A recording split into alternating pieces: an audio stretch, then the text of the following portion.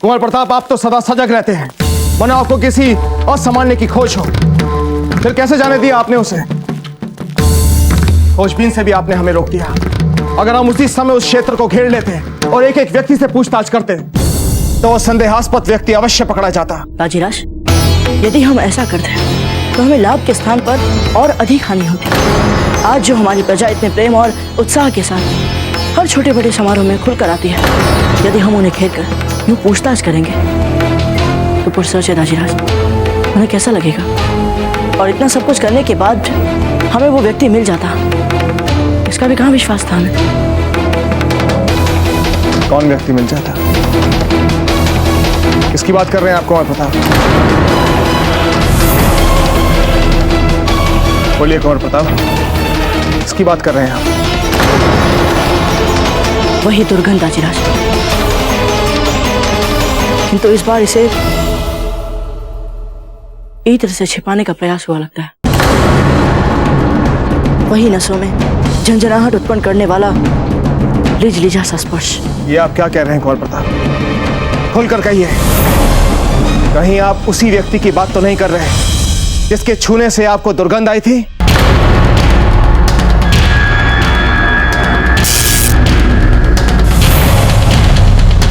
बोलिए कुंवर प्रताप, आप चुप क्यों हैं? यदि आपके पीछे कोई है तो हमें पता होना चाहिए कि वो कौन है, उसका उद्देश्य क्या है। उत्तर दीजिए कुंवर प्रताप। यदि कोई है तो हमें शीघ्र उसके बारे में पता लगाना होगा। निसंदेह बाबूजीराज, हम भी 100% सहमत हैं राणा जी से। बताइए। हम इन्हें चिंतित नहीं कर सकते, विशेषकर तब जबकि हमें कुछ भी नहीं पता हो उस व्यक्ति के बारे में। उत्तर दीजिए कुंवर प्रताप। हो सकता है राजीराज कि उस दुर्गंध ने हमें बार बार छूकर हमें इतना चिंतित और दुखी कर दिया। एक बार उसे ढूंढने की इच्छा और प्रयास में हमसे कोई गलती हो गई हो। कुंवर प्रताप, ये हास परिहास का समय नहीं है और ना ही हम आपकी सुरक्षा में कोई कमी कर सकते हैं। अगर कोई गंभीर बात है तो आप हमें अभी बताइए। बोलिए। क्या गंभीर बात है?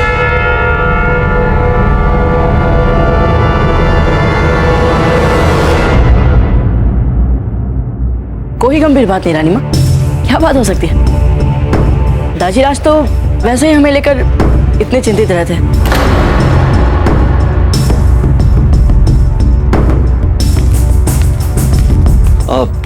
क्षमा कीजिए रानी साहब, हमें भी पता नहीं कि बात क्या है। हमें भी कुछ नहीं पता।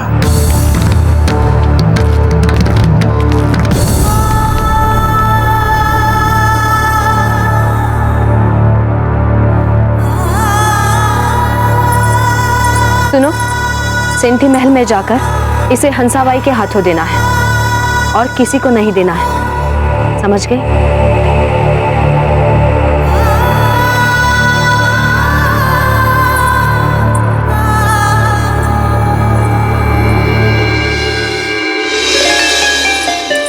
अरे अजब फूल फूल, अजब। बस बस बहुत हो गया। हाँ, अब बाकी बातें कर लीजिएगा। हमें बहुत नींद आ रही है, वैसे भी कल बहुत व्यस्तता है ना, कल हल्दी है। चलो चलो अभी चलो, जाकर आप दोनों सो जाओ जाकर।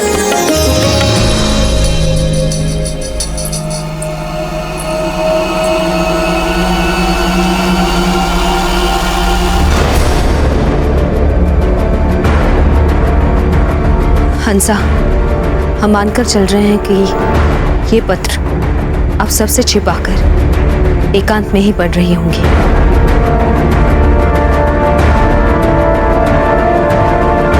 राव मामरक जी ने आपको बताया होगा कि क्या हुआ उस सोने की तलवार का। हमें तो समझ नहीं आ रहा है कि भला तिलक की तलवार ऐसे कैसे गायब हो सकती है।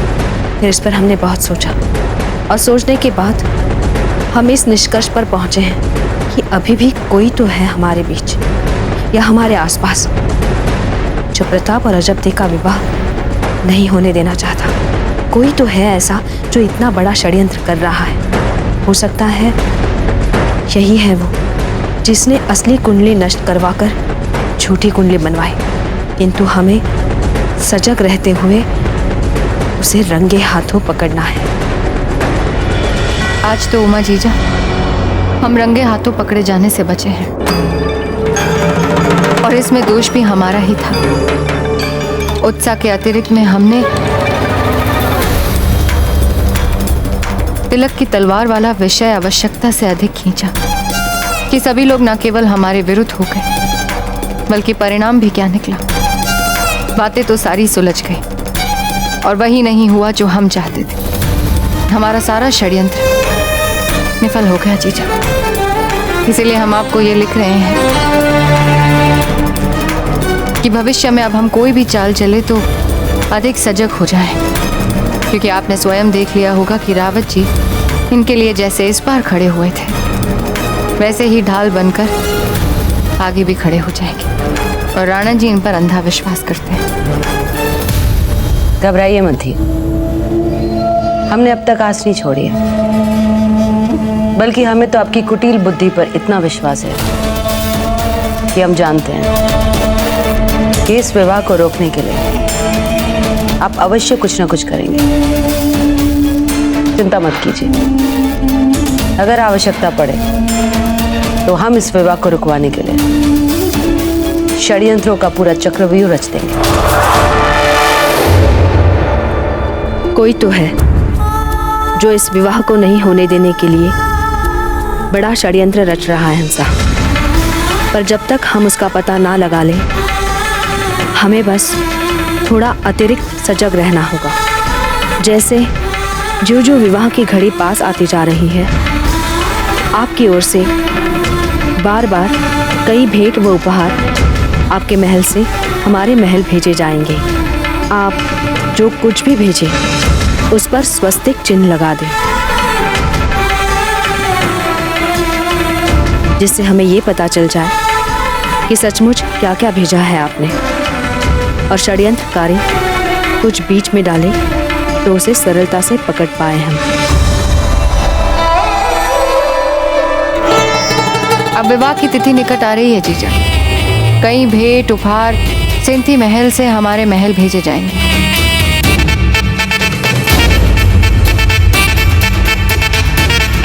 सबसे निकट जो प्रताप के लिए आपकी ओर से भेजा जाने वाला है वो है हल्दी।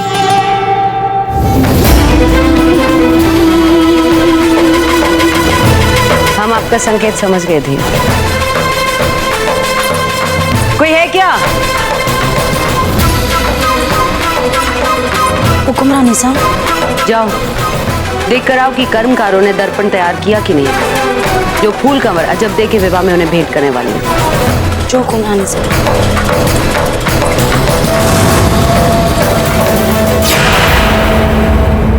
हम यहाँ थे और प्रजाजन हमारे सामने, और फिर हमें एक लाल रंग का पात्र दिखा। हो सकता है कि ये कोई हमारा ही स्वरचित संदेह हो। क्या पता हम ही इस आवश्यकता से अधिक महत्व दे रहे हैं। सोचिए प्रताप, सोचिए और ध्यान लगाकर सोचिए।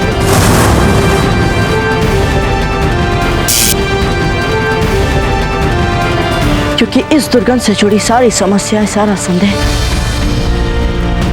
केवल हमें ही नहीं, हमारे विवाह में उत्साह और उल्लास से जुटे हमारे सभी परिवार वालों को भी प्रभावित करने लग गई है।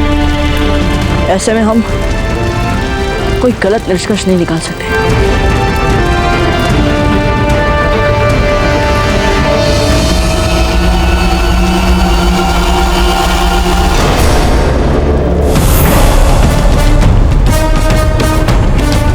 वही पात्र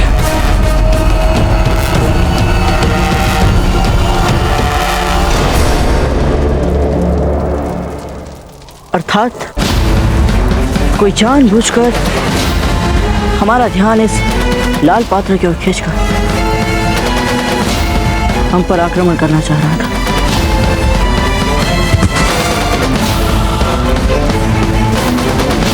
पर था कौन?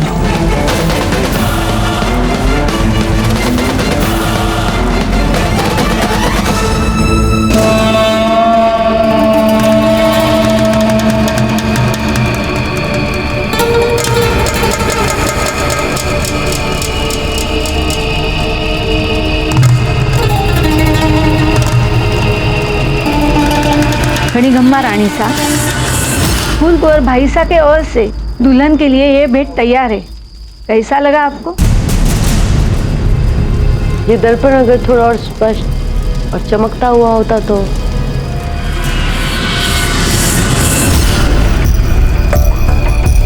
इस रसायन से ये दर्पण में चमका देती हूँ।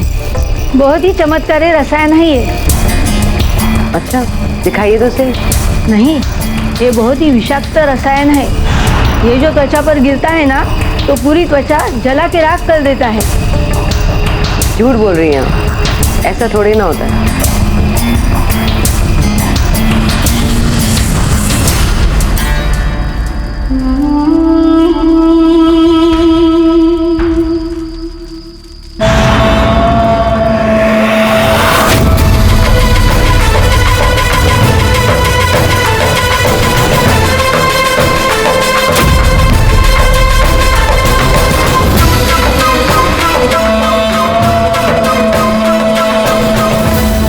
कुंवर प्रताप सिंह, अब तो जी कर रहा है कि हम शीघ्र ही इससे आपका चेहरा भी इसी फूल की भांति जलाकर राख कर दें। और उस समय सभी लोगों के चेहरों को देखें जो आपके जले चेहरे को देखकर सहानुभूति दिखाए।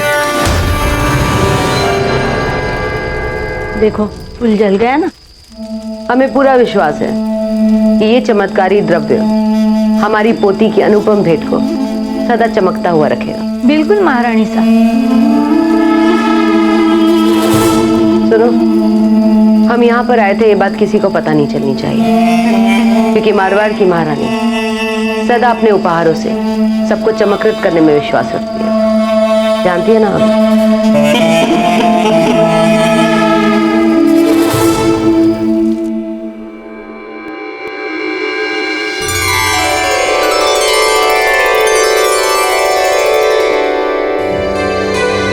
थोड़ी और पीसो से।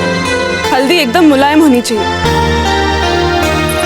ध्यान रहे, चंदन सही अनुपात में ही डालिएगा, ना कम ना अधिक। यदि अधिक डल गया तो हल्दी की नैसर्गिक सुगंध हो जाएगी। समझ गई ना? अच्छा, वो पात्र कहाँ है जो वर के यहाँ जाने वाला है?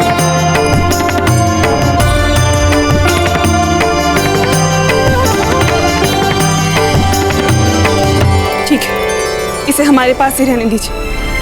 आप हल्दी का लेप बनाइए।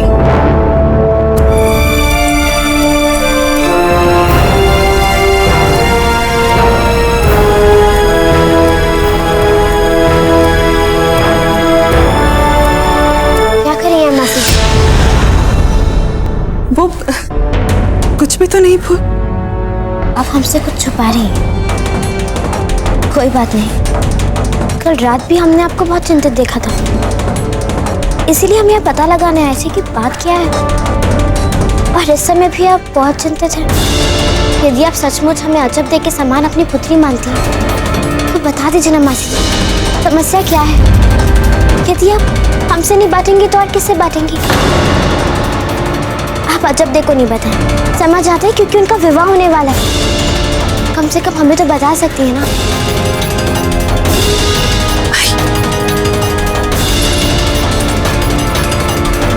तो फूल कोई है जो इस विवाह को भंग करने का षड्यंत्र रच रहा है।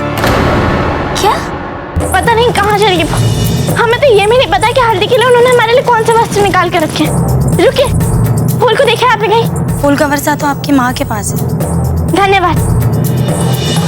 किंतु हंसा मासी जी, कौन है जो इस विवाह को भंग करना चाहता है? आपको किसी पे संदेह है? यहाँ तो सब अपने ही हैं। किंतु कोई अवश्य है, या तो वो इस महल में या फिर चित्तौड़ वाले महल में। इसलिए जयवंता और हमने तय किया है कि हम अतिरिक्त सावधानी बरतेंगे। यहाँ से जो भी सामान चित्तौड़ वाले महल जाएगा, उस सामान पर हम स्वास्तिक का चिन्ह बनाएंगे, ताकि जयवंता बाई जी कि तय कर सके कि वह सामान हमने निरीक्षण करके भेजा है। हम पूरी तरह आपके साथ हैं मासी जी। बस एक बार पता लग जाए, हम छोड़ेंगे नहीं उस दुष्ट को। कौन दुष्ट?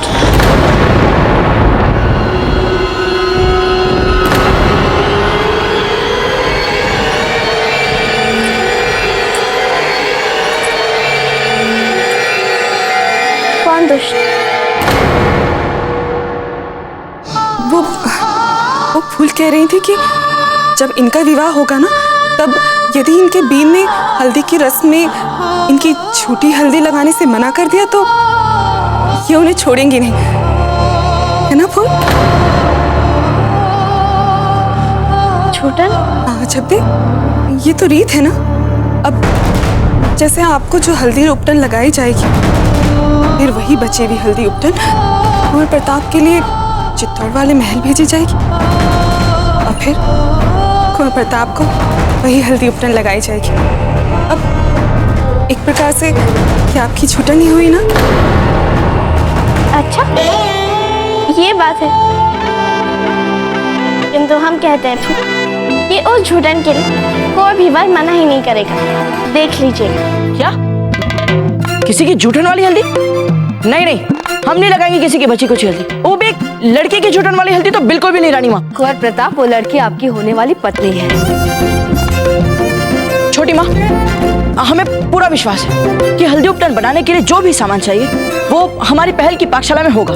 आप एक काम कीजिए ना, आप वहाँ जाके वो सारा सामान लेकर हमारे लिए एक नया हल्दी उपटन बनाइए। हमारी रानी माँ तो बस, अब देखिए, अपने एक लौते पुत्र के लिए क्या वे थोड़ी अलग से हल्दी नहीं निकाल सकती थी? झूठन हल्दी लगवाना चाहती वे, वो भी किसी के प्रयोग में आई हुई।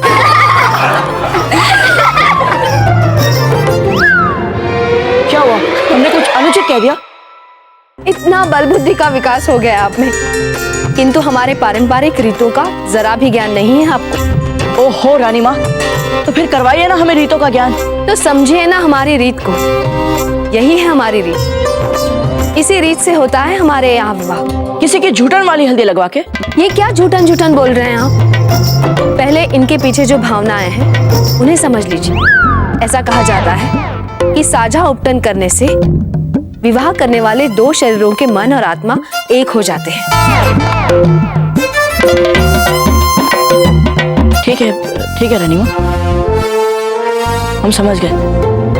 मतलब सोच समझ कर बनी है रीतें। हमें कोई आपत्ति नहीं है। जब आएगी उपटन तो लगवा लेंगे हम।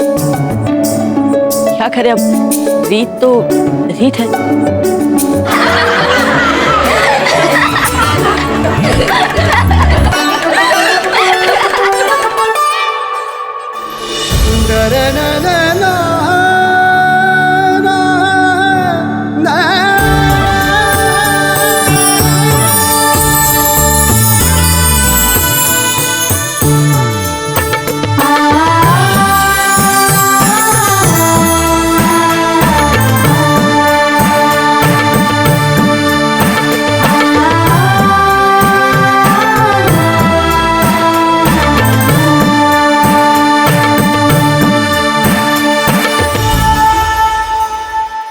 हंसा मासी जी, यदि आप इस गति से लगाएंगी हल्दिया जब देखो, फिर तो इनके फेरे अगले वर्ष में ही होंगे। यही योजना है ना आपकी?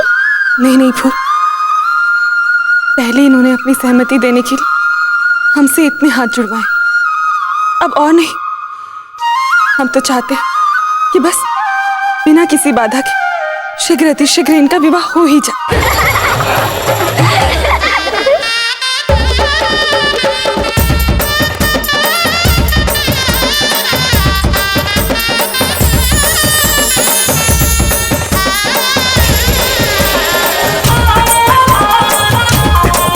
हल्दी लग गई है जब दे, आप चाहे तो भी नहीं मिल सकते कुंवर प्रताप से। अच्छा सौभाग्यवती, आप तो विवाहित हैं ना, फिर भी आप नहीं मिलते अपने पति से, वो क्यों?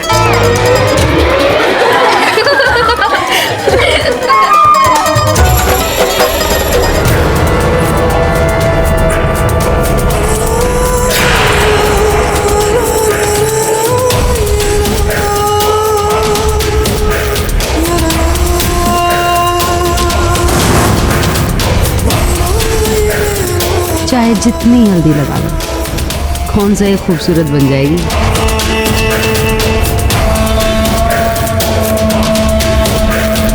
महारानी उमा देवी जी, आप आइए ना, आप वहां क्यों खड़ी?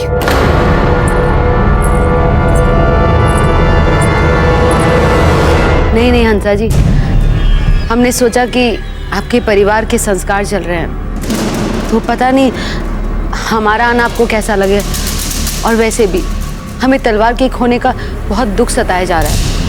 हमें समझ में नहीं आ रहा कि हमारी देखरेख में वो तलवार कैसे गायब हो गई।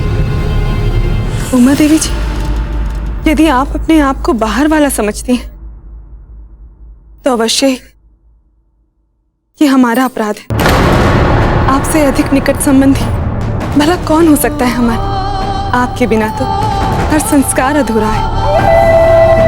और रही बात उस तलवार की, तो वो समस्या तो कुंवर प्रताप, राव जी और राणा जी ने कब की सुलझा दी। कोई नहीं सोच रहा है उसके बारे में। आप तो आइए और हमारी बेटी को आशीर्वाद दीजिए। जितनी अधिक सुहागन स्त्रियां उन्हें आशीर्वाद देंगी, उनका सौभाग्य उतना ही अधिक बढ़ेगा। अब आप इतना दबाव डाल ही रही हैं तो ठीक है, आइए।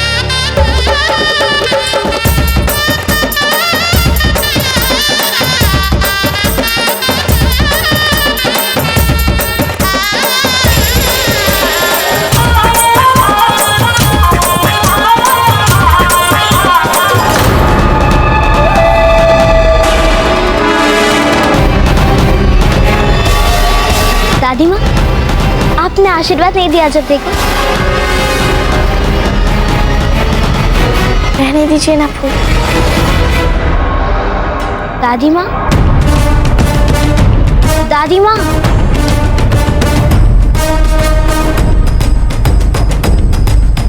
दादी माँ।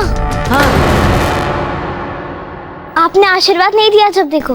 हाँ हाँ, सौभाग्यवती भव, पुत्रवती भव।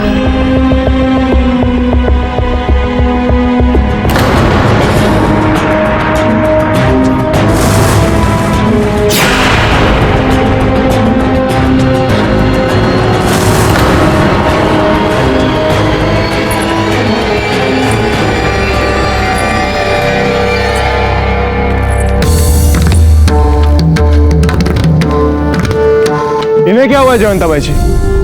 आज तक हमने कुंवर प्रताप को इस तरह से ले जाते हुए कभी नहीं देखा। क्या कह दिया आपने इन्हें? हल्दी संस्कार का औचित्य जानना चाहते थे वे, हमने बता दिया। क्या हुआ वीरबाई जी, आप इतनी उदास क्यों हैं?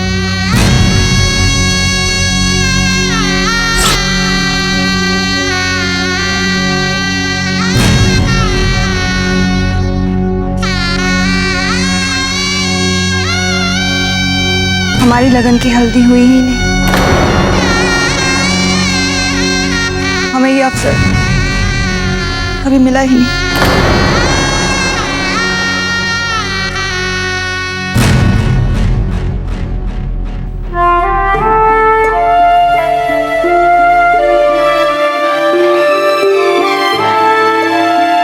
चलते हैं जयवंता बाई जी।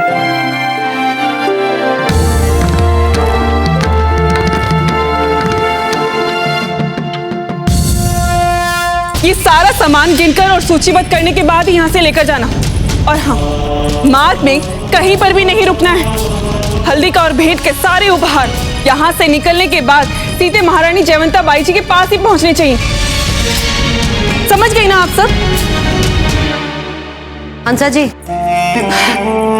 महारानी जी, खंबा खड़ी। हमारी कोई सहायता की आवश्यकता हो तो बेझिझक बोल दीजिएगा। नहीं नहीं महारानी जी, बस आपने बोल दिया, हम तो निहाल हो गए। वैसे सभी काम हो चुके हैं, भिजवाना भर बाकी है।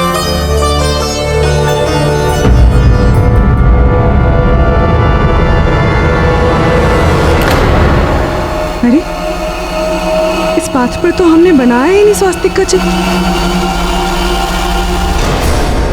किसने रखा ये पात्र यहाँ? उत्तर दीजिए हमें। हमने तो नहीं कहा था इसे यहाँ रखने के लिए। बताइए, किसने रखा ये पात्र यहाँ? दूसरी कोई और बात नहीं सुनेंगे। उत्तर दीजिए हमें। किसने रखा है इसे यहाँ पर? शांत हो जाइए हंसा जी, शांत हो जाइए।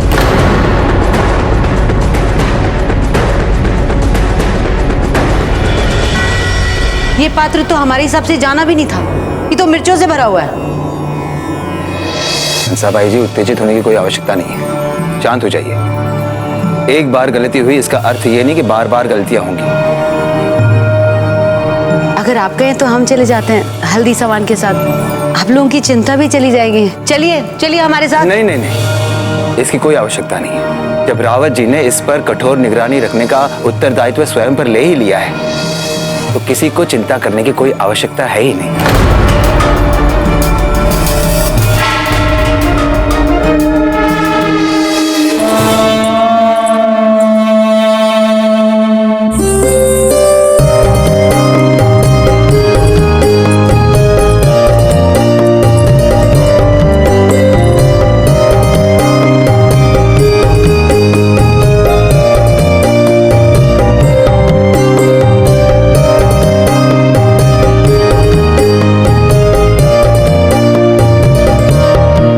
से देख लीजिए महारानी से,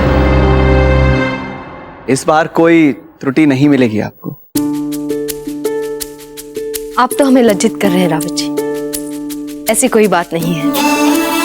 हम तो ये देख रहे थे कि लगन की मेहंदी के साथ कितने उपहार भेंट भेजे हैं हंसा ने, इन सब की क्या आवश्यकता थी? सुनिए, ये हल्दी का पात्र महारानी सा के हाथ में दीजिए, सर्वाधिक महत्वपूर्ण है ये।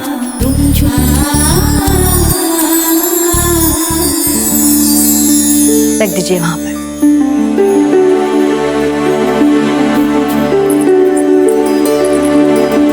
आ गई कुंवर प्रताप की हल्दी। जीजा, हम ले जाते हैं इसे उपटन बनाने के लिए। ये काम हम ही करना चाहते हैं। क्यों नहीं रानी साहब, यदि आप ये काम नहीं करेंगी तो और कौन करेगा? आप बाबूजीराज प्रताप की छोटी मासा जो है, और फिर आपके होते हुए बाबूजीराज को प्रतीक्षा क्यों करनी पड़े?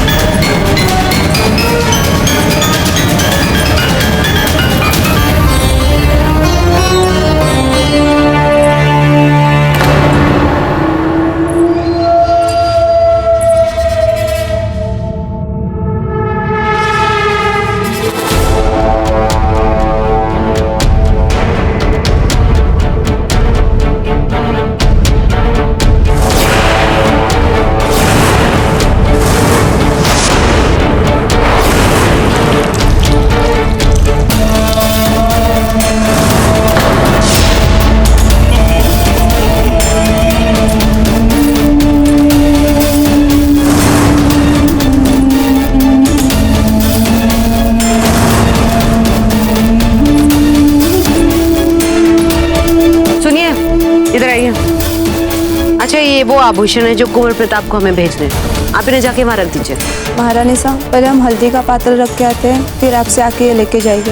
आप हमें मना कर रही हैं। आप जानती हैं हम मारवाड़ की महारानी हैं, और हमारी कोई अवज्ञा करे तो उसका जीवन सुरक्षित नहीं रह पाता।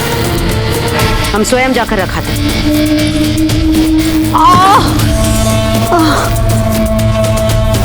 महारानी साहब, हमें क्षमा कर दीजिए, दिखाइए हमें आपको कहाँ चोट लगी। यहाँ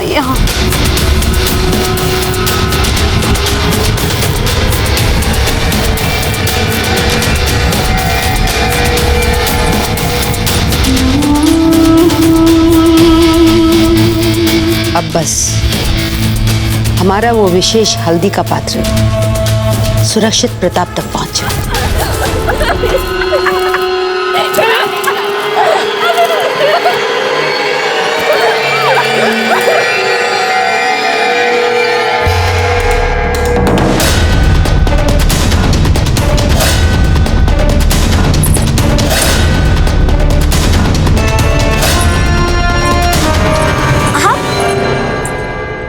आप यहाँ क्या कर रही हैं? हम हवा खा रहे थे। हवा? अरे वाह, जहाँ पर एक भी झरोका नहीं है वहाँ पर आप हवा खाना आई हैं। हमें तो लगता है सचमुच आपके जोधपुर के हवादार महल की याद आ रही है।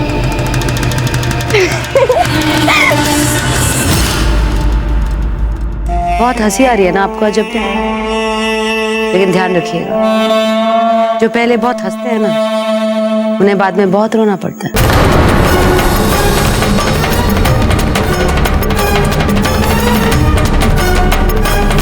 क्या हुआ? कुछ नहीं माँ,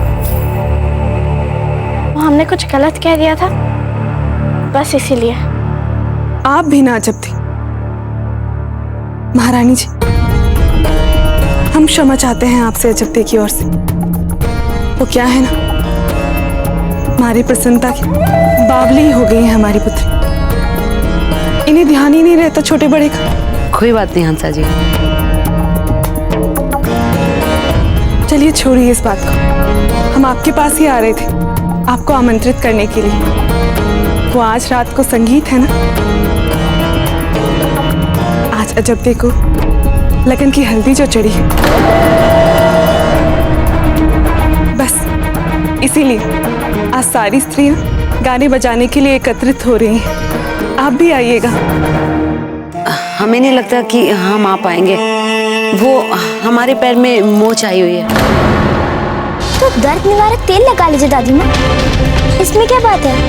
नहीं नहीं फूल, हमें बहुत ही महत्वपूर्ण पत्र लिखना है, हम आपसे बाद में बात करेंगे।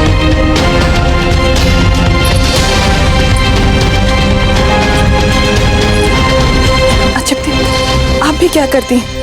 थोड़ा ध्यान रखा करिए अपने आचार व्यवहार का।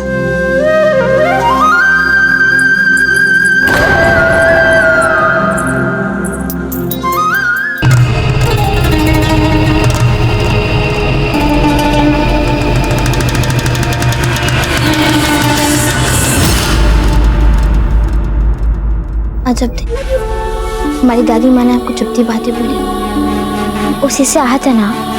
नहीं फूल, चुपती बातें सुनने का था हमें बचपन से अभ्यास है, किंतु अभी जो हमने देखा, यदि आप भी वो देखेंगी तो आप भी हमारी तरह चिंतित हो जाएंगी। अभी भी महारानी जी कह रही थी कि उनके पाँव में गहरी मोच आई है और इसीलिए वे लंगड़ाते हुए भी गई हैं, किंतु अभी देखिए कैसे चल रही है मैं।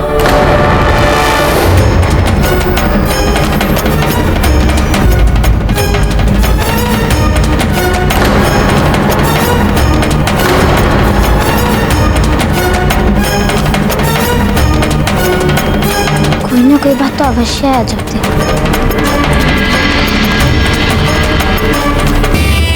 हम अपने कक्ष में जा रहे हैं, ये देखने कि अजब देख के घर वालों ने हमें क्या क्या आभूषण भेजे हैं।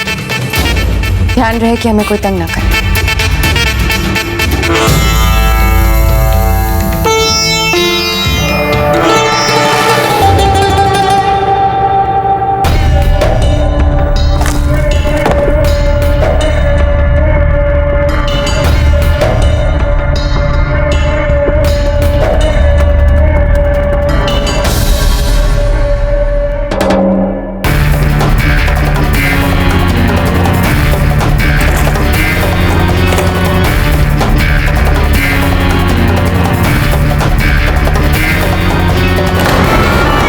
हमने अपना काम कर दिया है धीर, हमने हल्दी में विषाक्त मिला दिया है।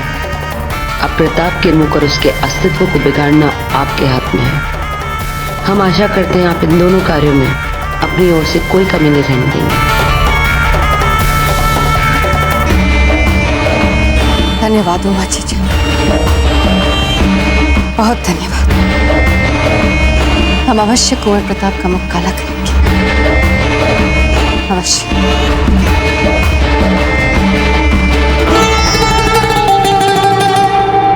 सोच लीजिए बाजीराज, यदि एक बार आपको हल्दी लग गई तो फिर आपका अजब देख के साथ मिलन असंभव हो जाएगा। हाँ हाँ, तो क्या हुआ, रीत है तो फिर कैसे मित्र हैं आप? कम से कम एक बार मिलने की व्यवस्था करवा देते। ये लीजिए, अपने हाथ के उस लीजिए स्पर्श और दुर्गुण को लेकर विचलित आप थे और दो क्षमे दे रहे। वाह,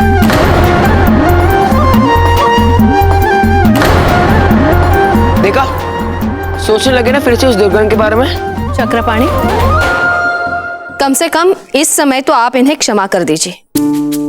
विवाह करने जा रहे हैं ये, और जानते हैं ना आप अपने मित्र को, किसी भी चुनौतीपूर्ण बात को सुनते ही ये सहज सांसारिक मार्ग भूल जाते हैं। किंतु महारानी जा, ये तो पहले ही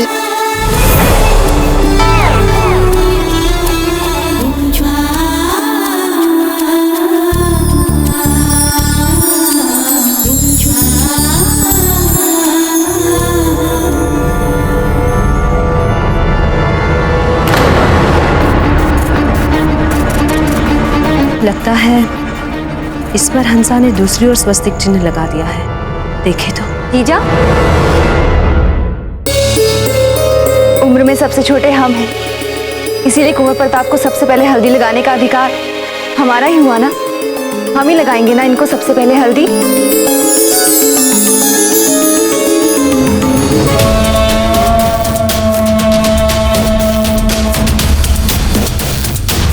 हमें तो पहली बार हमारी सारी योजना इतनी त्रुटिहीन लग रही है कि क्या बताएं। असली हल्दी पात्र के स्थान पर हमने अपना रसायन मिला हल्दी पात्र रख दिया। अब देव हल्दी समारोह का ऐसा आनंद उठाएंगी जैसा ना आज तक किसी ने उठाया होगा और ना भविष्य में ऐसा कोई आनंद उठा पाएगा।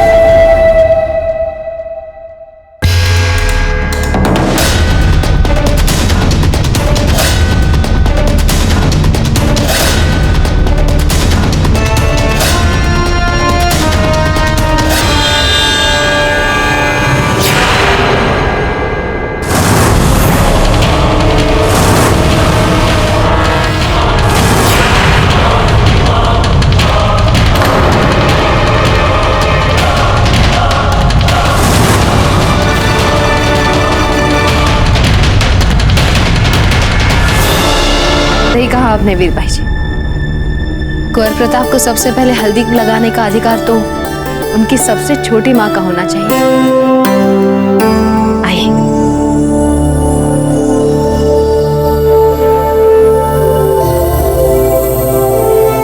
रुक जाइए।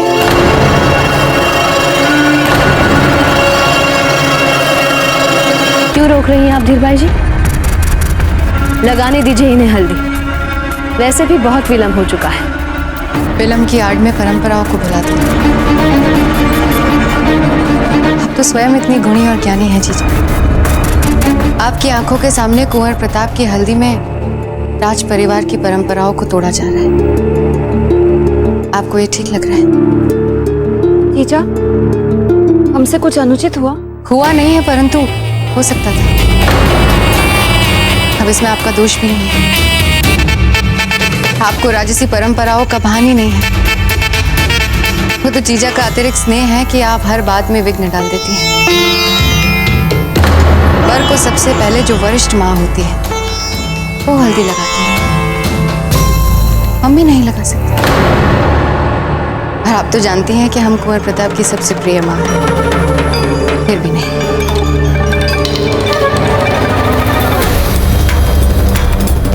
लाइए, लीजिए जीजा, आप लगाइए कुंवर प्रताप को हल्दी।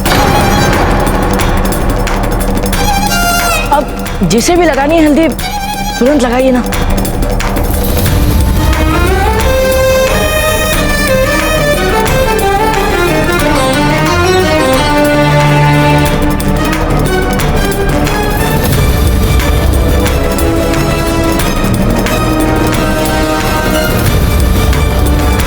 एक माँ स्वयं अपने ही हाथों से अपनी संतान का मुंह बिगाड़े, इसे देखकर उतनी ही अलौकिक प्रसन्नता होगी जितनी ही प्रसन्नता किसी मूर्तिकार को अपनी ही मूर्ति बिगाड़कर देखने में मिलेगी। लगाइए जयवंता बाई जी, हल्दी लगाइए।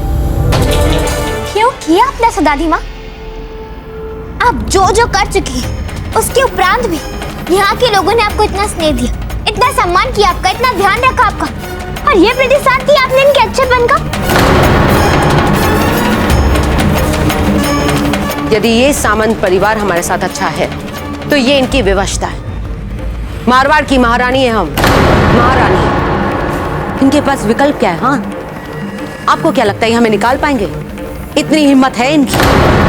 आप किस संसार में रहती है फूल? हाँ, मित्रता की अंधी भावनाओं में आपको सच दिखाई नहीं दे रहा है फूल, लेकिन सच तो यह है कि हमारा कुछ नहीं बिगाड़ सकती, कुछ नहीं। दादी माँ,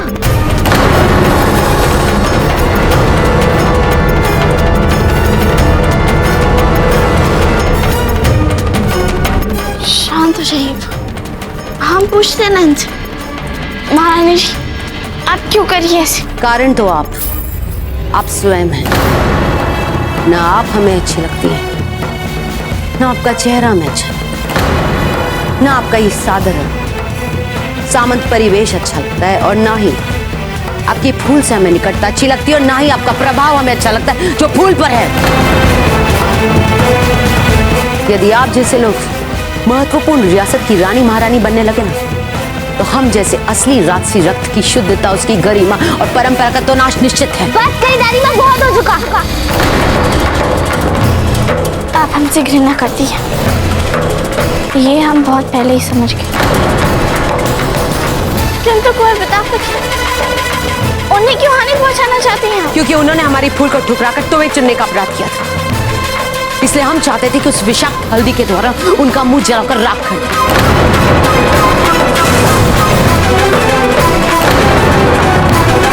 जिससे कि विवाह होने से पहले उनका विवाह टूट जाए।